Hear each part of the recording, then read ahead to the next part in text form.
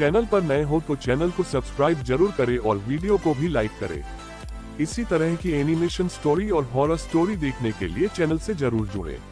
रहस्यमयी कोठी का राज। गांव से कुछ दूर एक पुरानी सुनसान कोठी थी।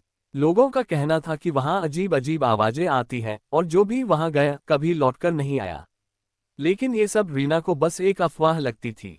रीना एक पत्रकार थी जो रहस्यमयी घटनाओं की खोज में लगी रहती थी। उसने ठान लिया कि वह इस कोठी का सच जानकर ही रहेगी। एक शाम अपने कैमरा और टॉर्च के साथ वो कोठी की ओर बढ़ी। चारों तरफ सन्नाटा था, बस झींगुरों की आवाज आ रही थी। दरवाजे पर हाथ रखते ही वह खुद ब खुद खुल गया। अंदर धूल और जाले थे, दीवारों पर अजीब चित्र बने थे। अचानक एक हल्की सी सरसराहट सुनाई दी। रीना ने टॉर्च घुमाई लेकिन वहां कोई नहीं था। जैसे ही उसने आगे कदम बढ़ाया, पीछे दरवाजा खुद ब खुद बंद हो गया।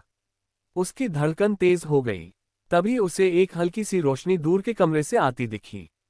हिम्मत करके उसने कमरे में झांका तो देखा एक पुरानी लकड़ी की अलमारी हिल रही थी, जैसे कोई उसे खोलने की कोशिश कर रहा हो। रीना ने धीरे से अलमारी खोली और चौंक गई। अंदर एक पुरानी डायरी रखी थी जिस पर लिखा था अमरेश की आखिरी यादें।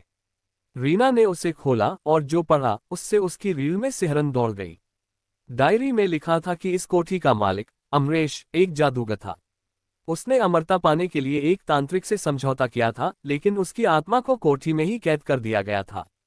तभी से उसकी आत्मा वहां भटक रही थी। अचानक रीना को लगा जैसे कमरे में कोई मौजूद हो। उसने मुड़कर देखा तो एक परछाई उसके पास बढ़ रही थी। उसकी आंखें लाल चमक रही थीं।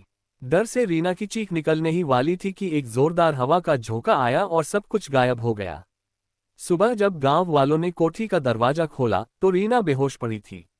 उसके हाथ में वही डायरी थी, लेकिन अब उसके कुछ पन्ने गायब थे। जब रीना होश में आई तो वह कांप रही थी। उसके होठों से बस एक ही शब्द निकला, वह अब भी यही है। सीख, हर रहस्य को जानना जरूरी नहीं होता, कुछ बातें अनजानी ही अच्छी होती हैं। अति जिज्ञासा कभी कभी खतरे में डाल सकती है।